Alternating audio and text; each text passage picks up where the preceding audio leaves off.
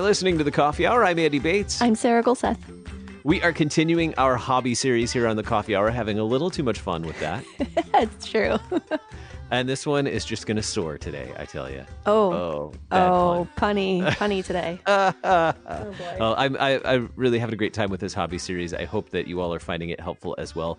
Looking at how we use the gift of time and maybe some things that help us in our multiple vocations as well. So today we get to visit with a seminarian. Today, joining us on the Coffee Hour, we're going to visit with a seminarian and learn about one of his favorite hobbies. Thanks to Concordia University, Wisconsin for supporting the Coffee Hour.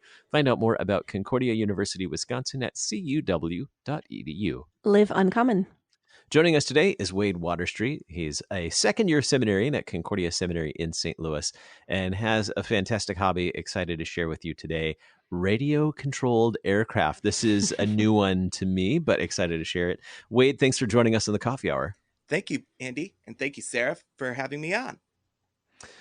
So, Wade, tell us about this hobby of radio-controlled aircraft. Maybe even define it before we get into how it's become a part of your life. Okay, well, starting with a definition, radio-controlled aircraft are small to large models of real or imaginary aircraft that are controlled by a radio controller. It actually looks a lot like a video game controller in some respects, and essentially you are in complete control of the aircraft. You are a pilot from the ground.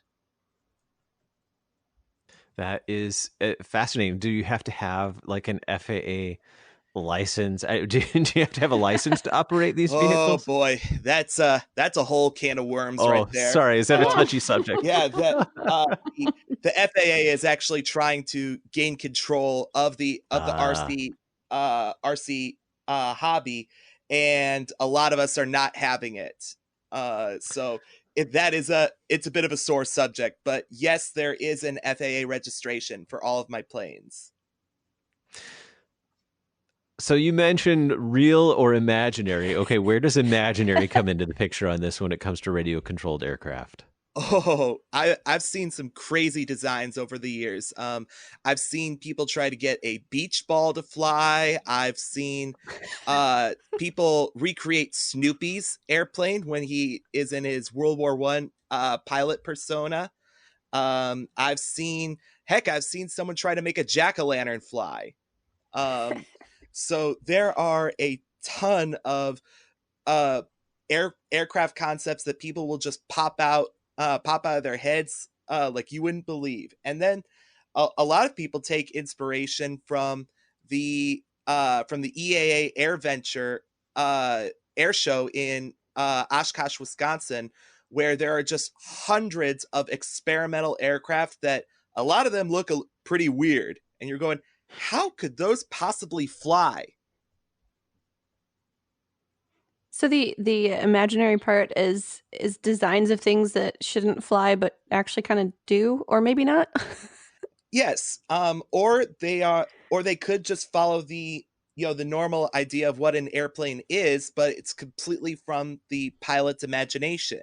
I've seen that happen plenty. That is really awesome. So you said that you have licenses for all of your aircraft. How many do you have? Currently I have 6, but only 4 of them are flyable right now. For those of us who have kind of no idea what that actually means, what are these aircraft? Do they look like regular like planes that we would see in the sky over our heads? Actually, Sarah, yes. 5 of my 6 aircraft are based off of real airplanes that flew in the skies. They are what are called warbirds, which means they are modeled after military aircraft from across the century of flight that we've been in.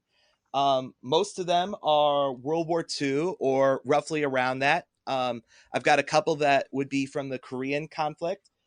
Sitting right next to me is actually a P-39 Airacobra from the Second World War, and the DH-100 Vampire, a British jet, actually their very first jet. So with all of you're sparking my history nerdery here. With all of these planes that come from wartime, does that mean that you're also into war history and history of the planes in real life? Absolutely. If I could just make a little recommendation, there was a series on the History Channel before they went reality TV called Dogfights. And it was all about military aircraft and their contributions in wartime. Basically, they recreated the major engagements using digital animation of major fights during World War II, and also focusing on specific aircraft. So it's still one of my favorite series to go back to if I need a refresher. So it sounds like history is certainly a part of this hobby that's important to you. What are other aspects of this hobby? Like, how do these machines actually fly? What are they? Are they electric? Tell us more about the equipment itself. Okay, well, yes, all of my planes are electric. They run off of what's called LiPo batteries, lithium polymer, and that's very similar to the batteries that power our phones. But these could put out a ton of juice.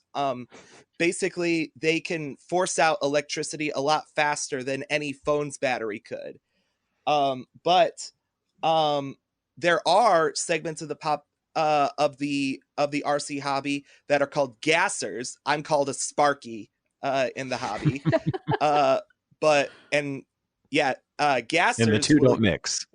Yeah, gassers will run their planes off of what's called glow fuel, which is a bit weird of a name. I've never really figured out where it came from. It doesn't glow in the dark or anything like that. But and then there are those that will actually do that are actually gliders, where you have radio controlled gliders, and they can keep their planes up for 4, 5. Even seen 8 hours before. That's a lot of sky time. That's pretty impressive. Yeah. So, Wade, where did you first get interested in this hobby? Where did it begin for you? Ooh, I was a very little kid, and I've always been fascinated by things that move. My mom couldn't get me to shut up about steam locomotives, and then when I found out about these guys called the Wright brothers, I became obsessed with anything that was in the air. And the Wright brothers just have a really fascinating history. If you learn about their time in Kitty Hawk, North Carolina, I think it was close to a year that they spent there, just experimenting with this one aircraft design, getting it just right. It's fascinating. So it grew out of that, and then I wanted some way to make it more real, I guess. You could say that this was more subconscious than actually actual active thought, but I wanted to make it more real. I had the little plastic models of airplanes that you could find at pretty much any hobby store, but I wanted to take it a step further. And that's when I found my very first plane, which is sitting in pieces, unfortunately, right now. The Grumman F4F Wildcat by Park Zone. And it's been, she has a nickname, the Battered Old Belle. And she's pretty sad right now, unfortunately. So who has been influential in learning this hobby? And maybe some of these people are historical figures too that have influenced this hobby for you.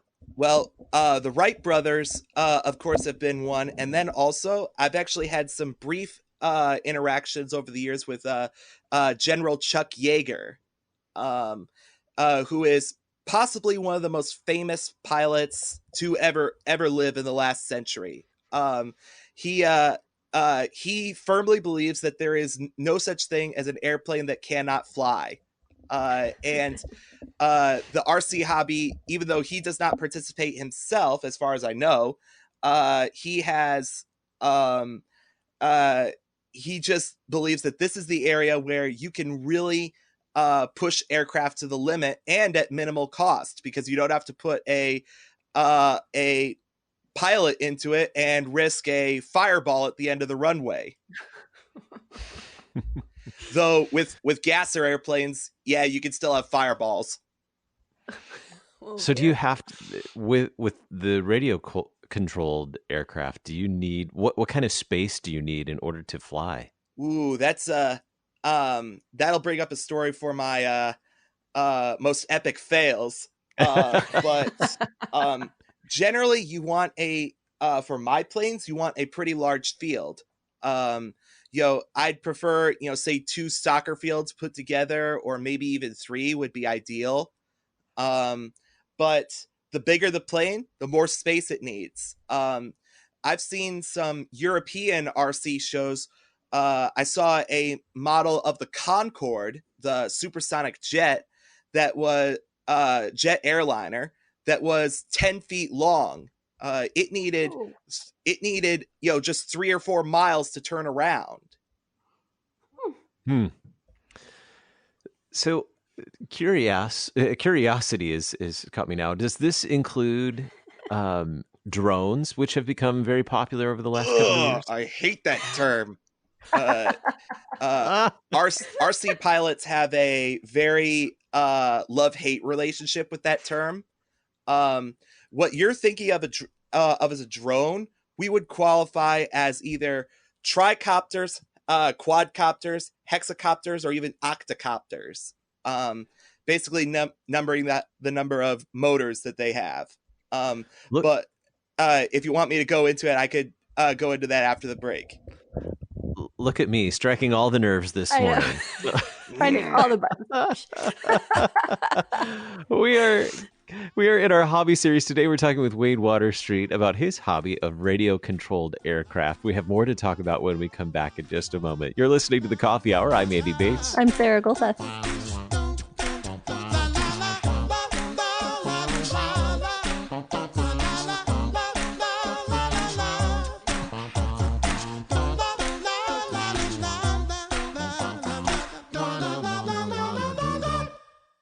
You're a miracle. You know that, right? A living, breathing, one-of-a-kind miracle. You were created to stand apart, to share your gifts in the service of others, to make an uncommon impact in a common world. And at Concordia University, it's our mission to help you do that, to live uncommon. To learn more about Concordia, go to cuw.edu.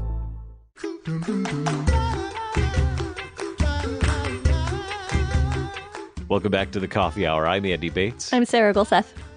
We are continuing our hobby series, and this is a fun one today. One that I have not spent much time learning about, but I'm fascinated with today. We're talking with Wade Waterstreet, a second-year seminarian, about his hobby of radio-controlled aircraft. And I managed to find all the sensitive issues with this hobby today, but Wade's being a good sport and continuing the conversation with us today.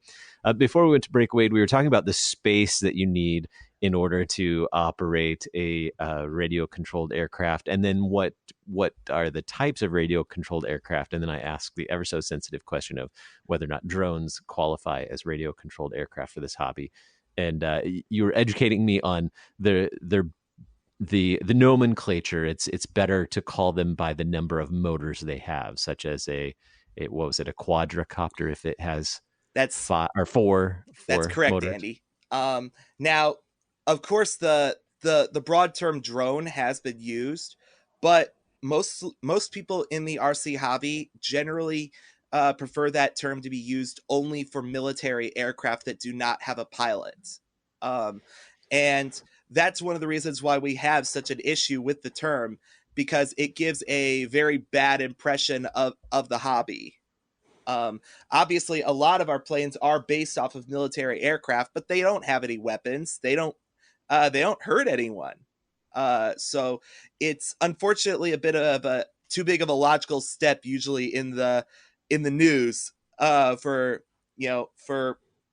the 10-second soundbite, so to speak. So the news likes the term drone. You alluded to your most epic fail earlier. What are some memorable mistakes from this hobby for you? Okay, well, both of them actually involve the Wildcat that I was talking about earlier, which is my oldest and most reliable of the airplanes that I have. All of these airplanes require a lot of maintenance to keep flying. In that, they have a lot of commonality with real airplanes, lots of maintenance.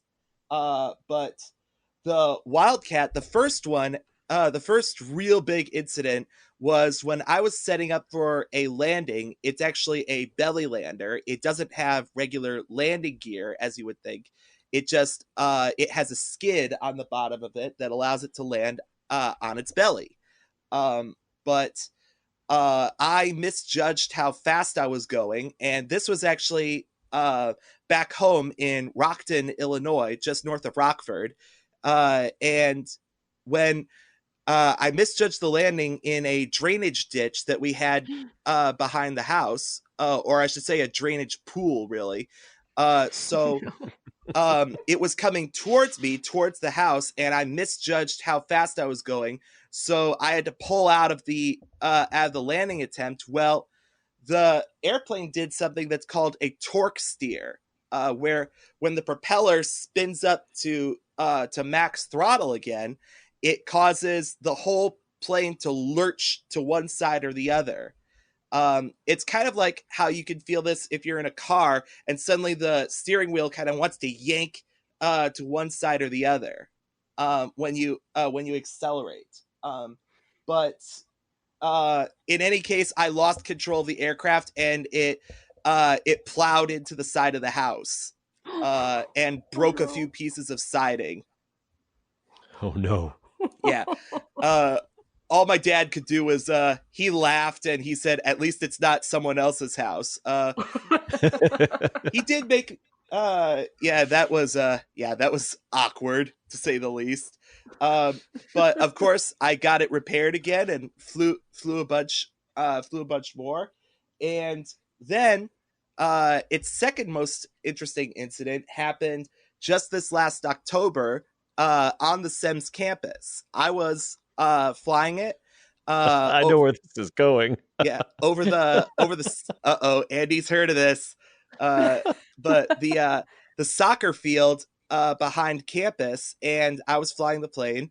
And unfortunately, my eyes have just a little bit of a depth perception deficiency. Not enough for glasses, but basically my doctors have said it's not enough for glasses, but it's there. And I actually lost orientation of the aircraft. I couldn't tell how far out it actually was, and well, I made a turn intending to go around the big radio tower at the end of the field, and the airplane slammed into the radio tower. And that's why it is still in pieces right now, because I'm still having it under repair at this point. The radio tower definitely won. So that was your first interaction with KFUO. Yes, unfortunately. Wah, wah.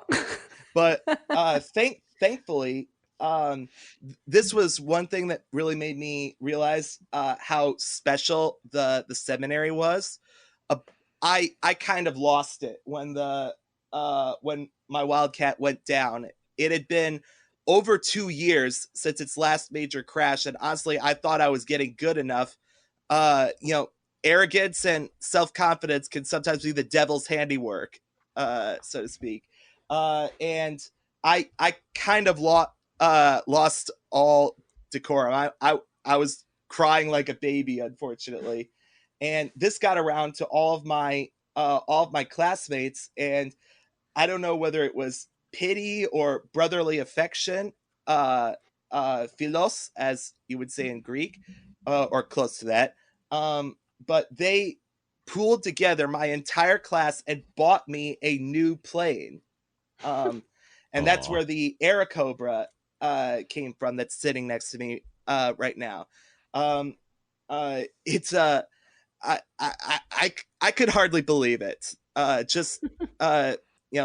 the seminary is a special place, and so are the people that come here. And I just couldn't believe it at the time. There were many hugs all around, many hugs. So talking about these memorable mistakes, what kind of insights do you have for new people who are now interested in this hobby, but don't know where to start and maybe are a little scared now? Okay. Yes, it could be a scary hobby. First things first.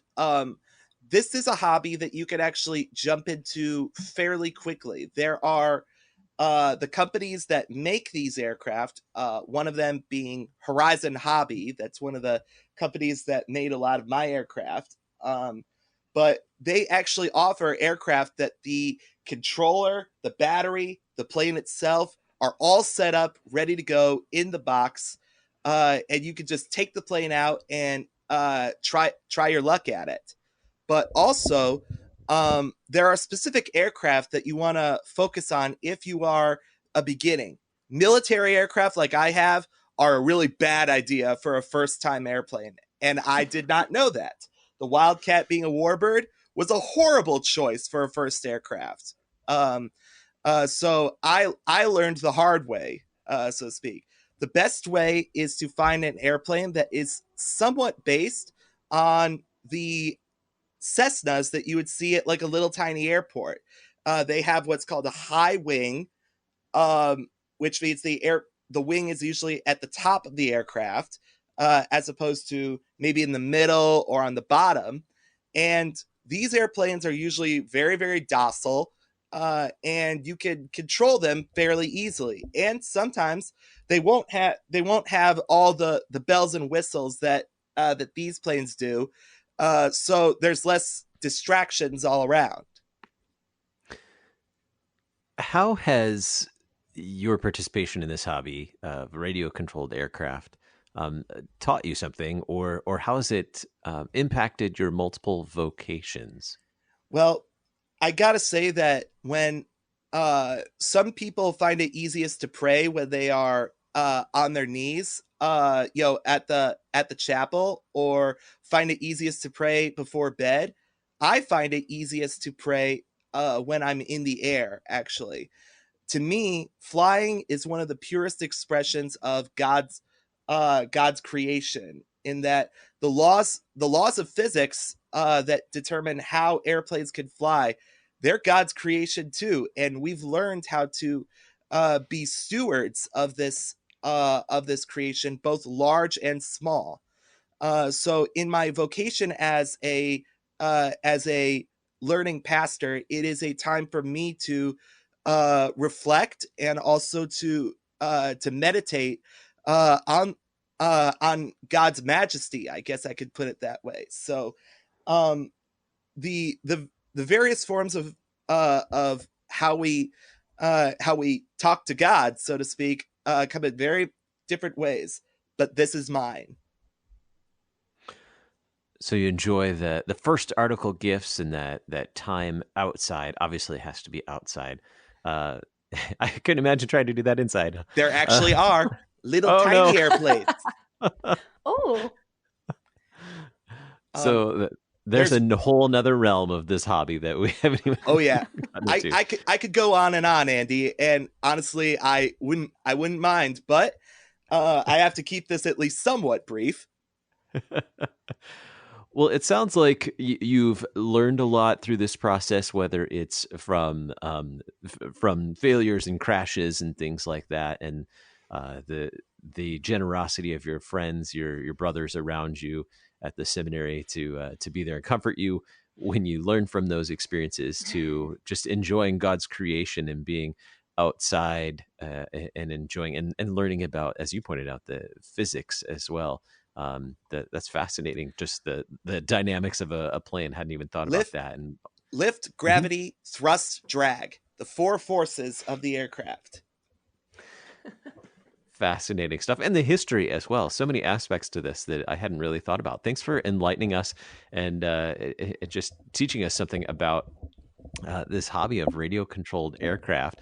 Now, you mentioned earlier you have 6 aircraft. Is that right? 6 of them, yes. And one is in pieces. Yes, actually, 3 of them are in pieces. Oh, 3. So what you mentioned earlier, something good to start with, if someone's getting started, what type of a device would you recommend someone start with? I would recommend I would actually recommend first, don't go for small. Small planes can have weird things that'll happen to them. Bigger planes, but also what I described, high wing, where the wing is on top. And also, for beginner pilots, you don't need the ailerons. The ailerons are the part of the aircraft that allow it to roll. But all aircraft have a rudder, just like a ship. And when you're learning how to fly, that's all you need to learn how to turn. The ailerons will come later. Well, thanks for all the insights today on this hobby of radio-controlled aircraft. Our guest today, Wade Waterstreet, second-year seminarian here at Concordia in St. Louis. Wade, thanks so much for being our guest on the Coffee Hour today and being part of the Hobby Series. My pleasure. You're listening to the Coffee Hour. I'm Andy Bates. I'm Sarah Golseth.